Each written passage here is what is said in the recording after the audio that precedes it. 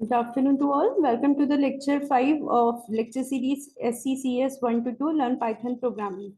So हमने पिछले lecture में हमने देखा था कि how we can install the Python as well as हमने देखा था कि स्क्रिप्ट मोड क्या होता है एंड शेल मोड क्या होता है.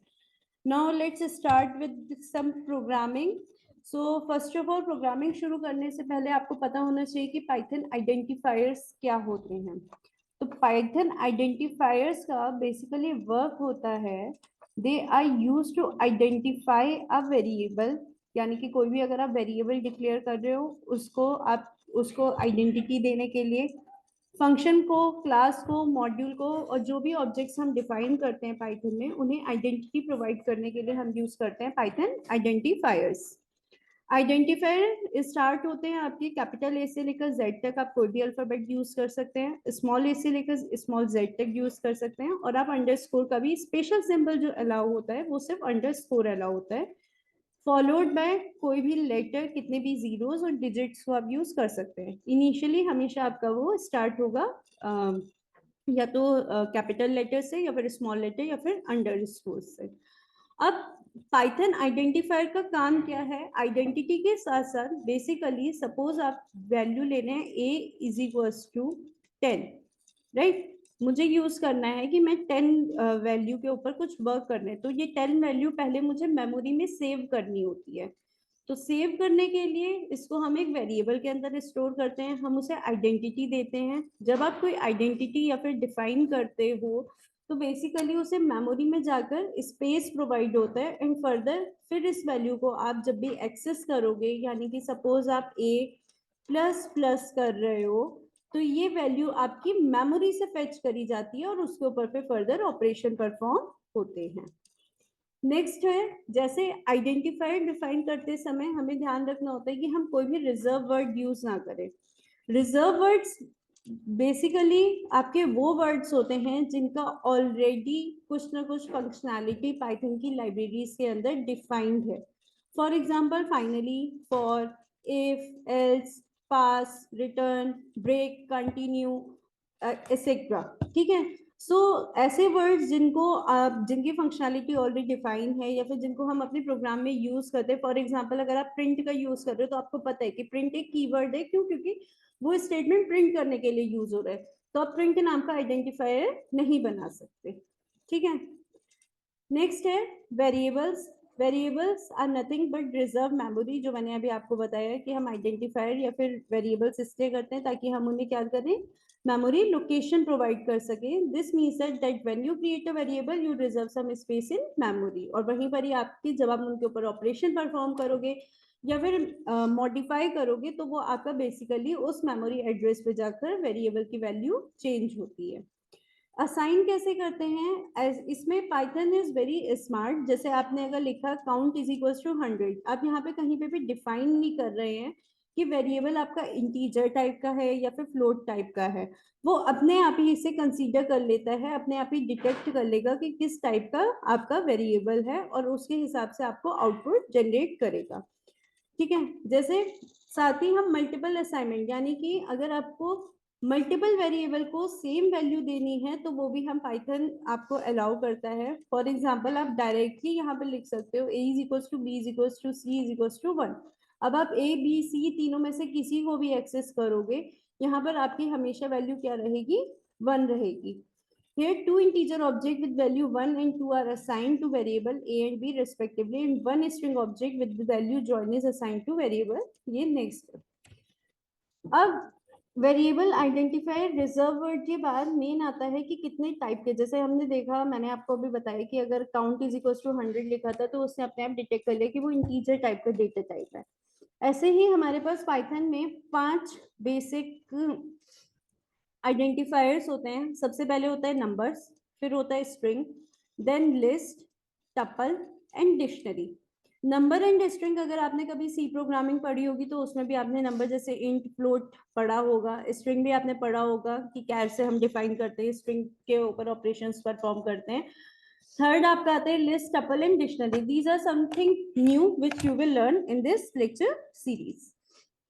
सो लेट्स स्टार्ट विद नंबर. ठीक है.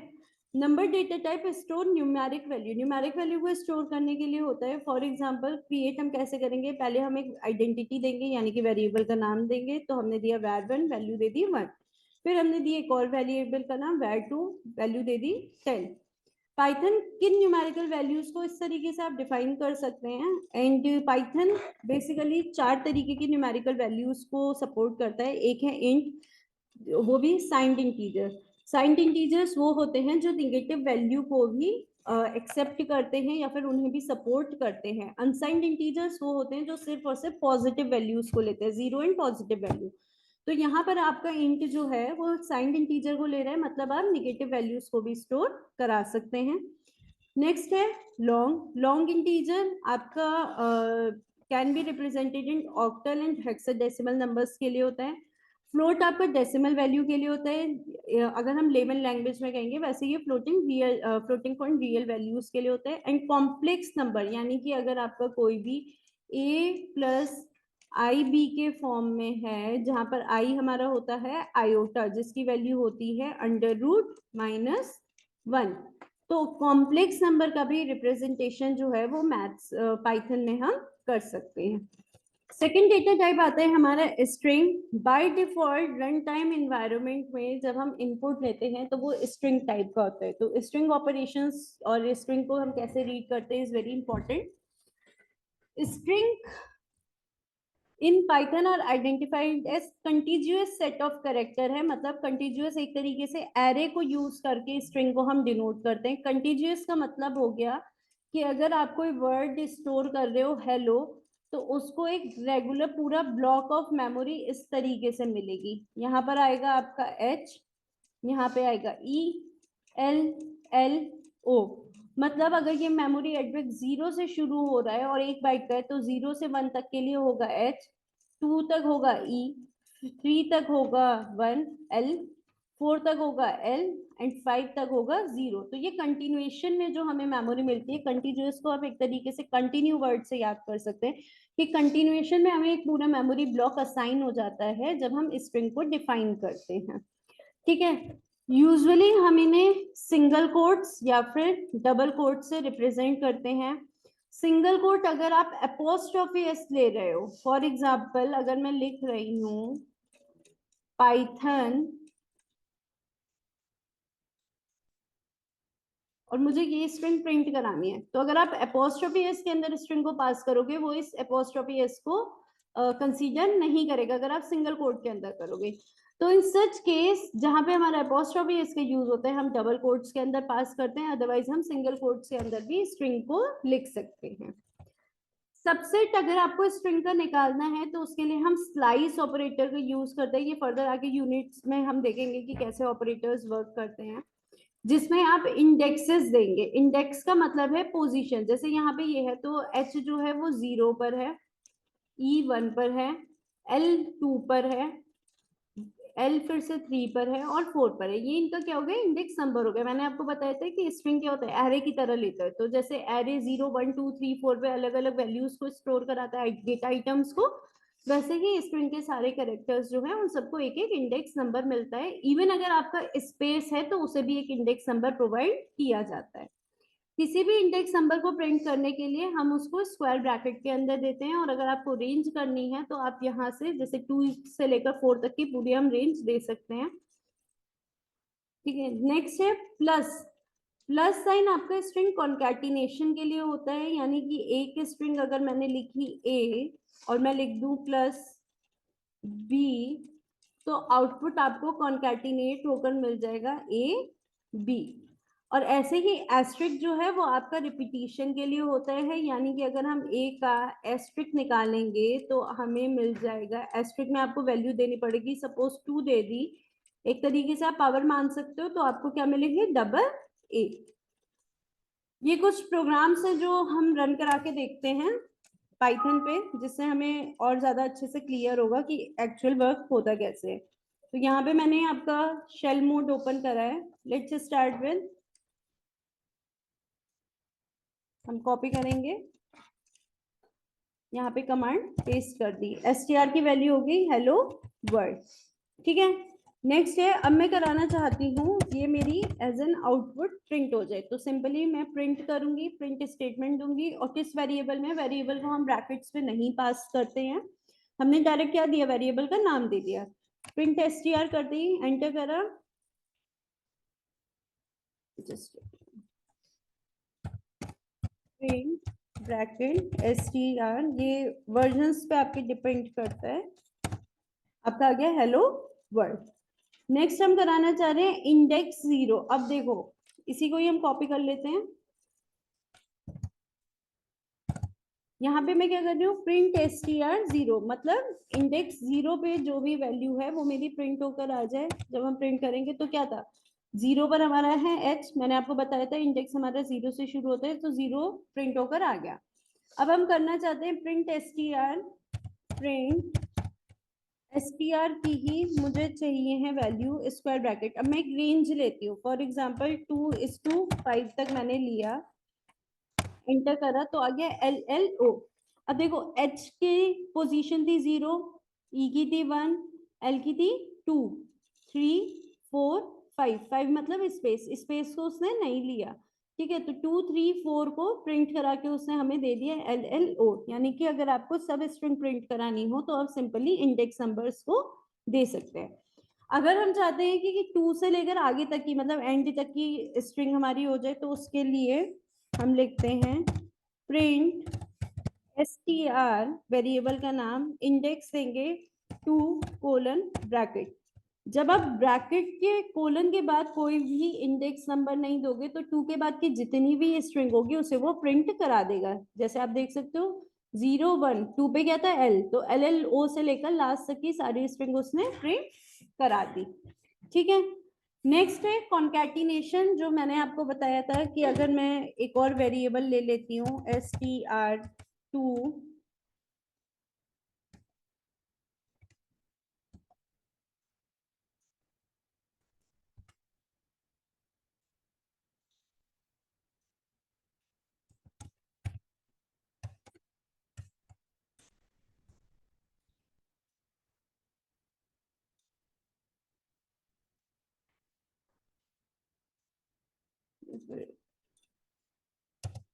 डायरेक्ट हम कराते हैं without variable, print str concatenate कर देंगे प्लस एग्जाम्पल, एंटर करेंगे, ये देखिए प्लस ऑपरेटर ने क्या करा, आपका कॉन्कैटिनेट कर दिया एग्जाम्पल को हेलो वर्ल्ड के साथ, और आउटपुट आपको मिल गया। सो ये कुछ बेसिक ऑपरेशन थे स्ट्रिंग के कि कैसे हम परफॉर्म करते हैं। Let's come back to our topic. Next है list.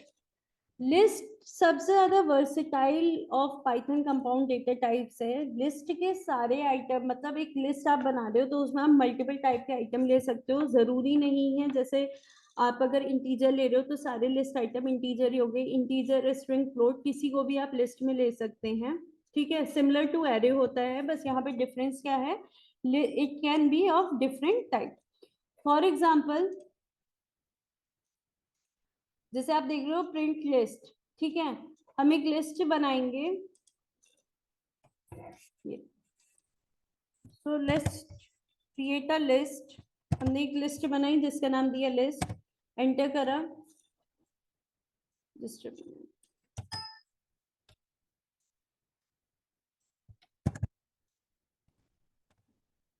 Here we have a list, ठीक है। अब मैं इस लिस्ट को प्रिंट कराना चाहती हूँ तो simple print list bracket close, enter, ये देखो पूरी लिस्ट प्रिंट होकर आ गई। इस लिस्ट के अंदर आपके पास स्ट्रिंग भी है, आपके पास इंटीजर भी है, आपके पास फ्लोट वैल्यू भी है, और आपके पास फिर से स्ट्रिंग एंड फ्लोट वैल्यू है, ठीक है। तो जैसे सी में हम एरे को डिफाइन करते हैं, एरे हमारा similar type of data item लेता है, लेकिन यहाँ पर आपके multiple type of data item हो सकते हैं। नेक्स्ट हम करते हैं, जैसे हम ऊपर स्ट्रिंग में ऑपरेशन परफॉर्म कर रहे थे, लिस्ट भी आपका क्या लेता है, हर डेटा एलिमेंट का यहाँ पे सेपरेटेड बाय कॉमा है, और हर डेटा एलिमेंट का अपना एक इंडेक्स नंबर होता है। फॉर एग्जाम्पल अगर मैं प्रिंट कराना चाहती हूँ लिस्ट आइटम 1, तो आप एंटर जब करोगे तो यहाँ पर क्या आ गया 1, यानी कि 0 से शुरू हुआ 1 पे था 786 आपका प्रिंट हो गया। ठीक है, नेक्स्ट है, अगर हम पूरी लिस्ट 1 से लेकर 3 तक प्रिंट कराना चाहते हैं तो सिंपली आप क्या करोगे, प्रिंट लिस्ट, नंबर दिया 1:3, जस्ट लाइक जैसे हम स्ट्रिंग में कर देते हैं, और एंटर करो। ये देखिए 0 1 2 जो लास्ट वाला होता है एलिमेंट, जैसे 3 तक लिया था, उसको ये इंक्लूड नहीं करता है। तो ये हमेशा याद रखिए कि अगर आपको 2.23 भी चाहिए या फिर जॉन तक चाहिए तो आपको लास्ट इंडेक्स, जो भी नेक्स्ट इंडेक्स होगा, वो वैल्यू यहाँ पे देनी पड़ेगी। ठीक है, नेक्स्ट है, अगर हमें दो लिस्ट कंबाइन करनी हो तो पहले हम एक लिस्ट और ये बनाते हैं टाइनी लिस्ट के नाम से। हमने एंटर करा, इसे प्रिंट करा के देख लेते हैं, प्रिंट टाइनी लिस्ट। ठीक है, एंटर करा, इसका मतलब हमारे पास एक और लिस्ट है। इन दोनों लिस्ट को भी हम कॉन्कैटिनेट कर सकते हैं सिंपल प्लस ऑपरेटर से। आप प्रिंट करोगे, लिस्ट करोगे, बीच में प्लस का बटन, दूसरी लिस्ट का नाम दोगे tiny list, and you will press enter. और यहाँ पे देखिए वैल्यू हमारी लिस्ट क्या थी, ABCD 786 2.23 एंड जॉन एंड 70 यहाँ तक थी। दूसरी लिस्ट में हमारा क्या था 1 2 3 जॉन 1 2 3 जॉन लिस्ट करके ये हमारी पूरी एक कंप्लीट नई लिस्ट बन गई है। So these are the operation of list operation, list data type. Next है हमारे पास टपल्स। टपल्स आपके लिस्ट की तरह ही होते हैं, बस यहाँ पे डिफरेंस ये होता है, जो हम आगे की यूनिट्स में भी कवर करेंगे, कि एक लिस्ट आपके स्क्वायर ब्रैकेट के अंदर होते हैं, टपल्स हम किसके अंदर करते हैं, नॉर्मल पैरेंथेसिस के अंदर होते हैं। दूसरी चीज, लिस्ट की वैल्यू हम चेंज कर सकते हैं, that is list are mutable, but tuple आपके इम्यूटेबल होते हैं, इनकी वैल्यूज को हम चेंज नहीं करते हैं। ठीक है, एग्जाम्पल देखते हैं टपल की mutability and immutability plus tuple work कैसे करता है, कैसे हम सिंटेक्स देखते हैं। तो यहाँ पे हमने एक टपल लिया है,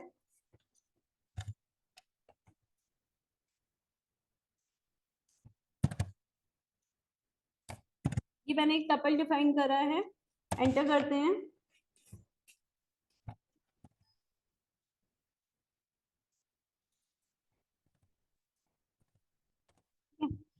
अब प्रिंट करा लो टपल को। डिफरेंस देखो, लिस्ट में क्या था आपके, यहाँ पे स्क्वायर ब्रैकेट्स यूज होते थे, सेम है, लिस्ट और टपल सेम है, लेकिन यहाँ पे आपके क्या होने हैं, पैरेंथेसिस यूज हो रहे हैं। जब आप प्रिंट कराओगे,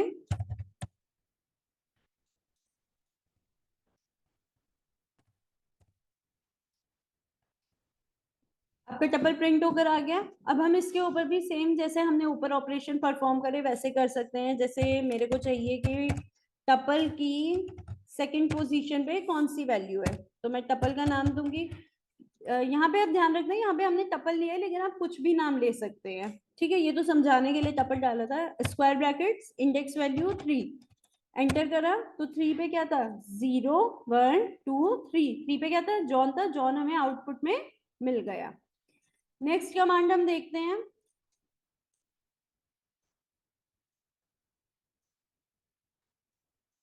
थोड़ा सा विंडो ऊपर कर देती हूँ। नेक्स्ट कमांड हम देखते हैं, अगर हमें एक रेंज देखना है यानी कि 1 से लेकर 3 तक, तो जैसे हम ऊपर कर रहे थे वैसे ही सेम यहाँ पर हमें करना है, प्रिंट टपल का नाम, यहाँ पे टपल ही है, टपल कोलन 3 से लेकर कोलन, और एंटर। तो 0 1 2 3, 3 पे क्या था जॉन, और जॉन के बाद जितना भी है जो भी एलिमेंट्स होंगे वो आपके प्रिंट हो गए। यहाँ पे सिंगल एलिमेंट है तो वो प्रिंट हो गया। नेक्स्ट है, हम एक और टपल डिफाइन करते हैं जिसको हम नाम दे रहे हैं टाइनी टपल। इसको हम यहाँ से कॉपी कर लेते हैं, वेस्ट। ठीक है, अब मैं क्या कर रही हूँ, इनको कॉन्कैटिनेट कर रही हूँ। कॉन्कैटिनेट का मतलब आपको पता है कि हम दो लिस्ट को ज्वाइन कर रहे हैं। तो टपल सिंपल प्लस यूज करेंगे, टाइनी टपल, एंटर करा। ये देखो क्या हुआ, पूरी की टपल, पूरी लिस्ट जो है वो अपडेट होकर आ गई। अब जो हमने बात करी थी कि यहाँ पे तो भाई टपल ऐड हो गया, लेकिन हमने तो बात करी थी कि टपल चेंज नहीं कर सकते। तो इम्यूटेबिलिटी का मतलब था कि आप इनकी वैल्यूज को चेंज नहीं कर सकते, एक बार इंडेक्स नंबर पे जो वैल्यू आ गई वो हमेशा वही रहती है। ठीक है,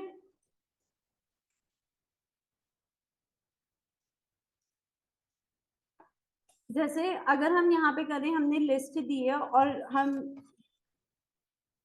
कोड पे हम अपने चलते हैं। जैसे अब मैं कहती हूँ कि टपल की वैल्यू इंडेक्स 2 पे हो जाए 10, ठीक है, एंटर करूंगी तो इससे क्या करा, हमें एरर दे दिया कि tuple object does not support item assignment, मतलब टपल की वैल्यू को आप चेंज नहीं कर सकते, ठीक है। वहीं अगर मैं यहाँ पे लिस्ट के लिए करती हूँ, जो हमने ये डिफाइन करी थी लिस्ट, ठीक है, और यहाँ पे मैं कमांड देती हूँ लिस्ट की 2 पे वैल्यू हो जाए 10, एंटर करेंगे। उसके बाद हम क्या करेंगे, चेक करके देखेंगे। पहली चीज आपने देखा कि जब हम टपल की वैल्यू को चेंज कर रहे थे तो हमें एरर मिला था, लेकिन जब हम लिस्ट की वैल्यू को कर रहे हैं हमें एरर नहीं मिला। अब हम चेक करते हैं कि क्या हमारी ये लिस्ट जो है अपडेट हुई है। तो आप देखो यहाँ पे 2 इंडेक्स पे क्या हो गया 10, पहले हमारे पास लिस्ट पे 2 की जगह क्या था 2.3। तो ऐसे हमें पता चलता है कि टपल जो है वो इम्यूटेबल है, मतलब आप उनकी वैल्यूज को एक बार जो असाइन हो गई उन्हें चेंज नहीं कर सकते, लेकिन लिस्ट की वैल्यू को हम इजीली चेंज कर सकते हैं, ठीक है। अब ऐसा डेटाबेस या फिर हम जैसे कोई डेटा लेते हैं, हम कॉलम्स ले रहे हैं या फिर हम रोज ले रहे हैं, जो डेटा जिसकी एंट्री एक बार हो गई उसे हम चेंज नहीं कर सकते, वहां पर तो हम यूज करेंगे टपल, लेकिन जहां पे हम चेंज कर सकते हैं, अपडेशन एक्सेप्ट करेगा, वहां पे हम यूज करते हैं लिस्ट। लास्ट डेटा टाइप जो है वो है आपका डिक्शनरी। जैसे आप नॉर्मल डिक्शनरी में हम क्या करते हैं, किसी वर्ड का मीनिंग ढूंढते हैं, वैसे ही पाइथन भी डिक्शनरी अलाउ करता है, और एक तरीके से हैश टेबल टाइप है ये। मतलब कुछ ना कुछ की होगी, और एक टेबल की होगी, एक टेबल वैल्यू की होगी, और हर की के साथ कोई ना कोई वैल्यू असाइन होगी। They work like associative array or hashes found in Perl and consist of key value pair. A dictionary key can be almost any Python type but are usually number or string. ठीक है, usually हम dictionary के अंदर या तो numbers लिखते हैं या फिर स्ट्रिंग लिखते हैं। Dictionary are enclosed by curly braces. Of course list में हमने स्क्वायर ब्रैकेट यूज कर लिए, टपल में हमने पैरेंथेसिस यूज कर लिए, और यहाँ पे हम किस में असाइन करते हैं, कर्ली ब्रैकेट्स में। Values can be assigned in Texas using square braces. Square braces से हम वैल्यूज को यूज कर सकते हैं या फिर एक्सेस कर सकते हैं। So let's again back to the window, sorry Python shell. यहाँ पर हम डिफाइन करते हैं, एक हमने डेटा ले लिया एम्प्लॉय का, ठीक है। एम्प्लॉय आपका क्या ले रहा है, यहाँ पे हमने एक डिक्शनरी बना दी एम्प्लॉय नाम की, जिसमें ये जो है नेम, कोड, डेप्थ, यानी कि ये कोलन देख रहे हो, कोलन से पहले जो है इनको हम कहते हैं की, ठीक है। और कोलन के बाद यानी कि नेम की वैल्यू क्या है जॉन, कोड की वैल्यू क्या है 6734, ऐसे ही डेप्थ की वैल्यू क्या है सेल्स। तो जो हमने बात करी थी कि की एंड वैल्यू के पेयर में ये वर्क करते हैं, तो इस तरीके से हम डिक्शनरी को डिफाइन करते हैं, और दूसरा ये करली ब्रैकेट्स के अंदर होते हैं, ठीक है। हमें इसे प्रिंट करना है, तो हम सिंपल प्रिंट किस नाम का, डिक्शनरी हमारी एम्प्लॉय नाम की, हमने एम्प्लॉय पास करा, एंटर करा, और ये हमारी डिक्शनरी प्रिंट हो गई, ठीक है। नेक्स्ट है, अब मैं चाहती हूँ कि मेरी जितनी कीज हैं सिर्फ वो प्रिंट हो। देखो यहाँ पे थोड़ा सा लिस्ट और टपल से डिफरेंट है, ठीक है। तो हमने क्या करा, एम्प्लॉय डॉट कीज, एंटर करेंगे।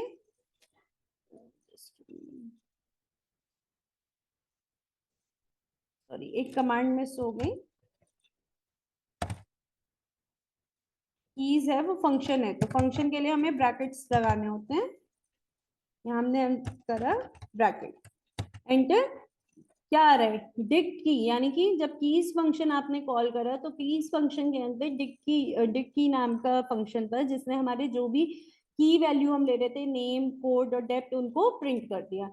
नेक्स्ट ऐसे ही हम देखते हैं, अगर हमें वैल्यूज से प्रिंट करनी है तो हम क्या करेंगे, print employ dot value, values और ब्रैकेट लगाना ना भूले वरना एरर मिलेगा। एंटर करा तो हमें क्या, जो भी उसकी वैल्यूज हैं वो सारी प्रिंट हो गई, ठीक है। सो इस तरीके से हम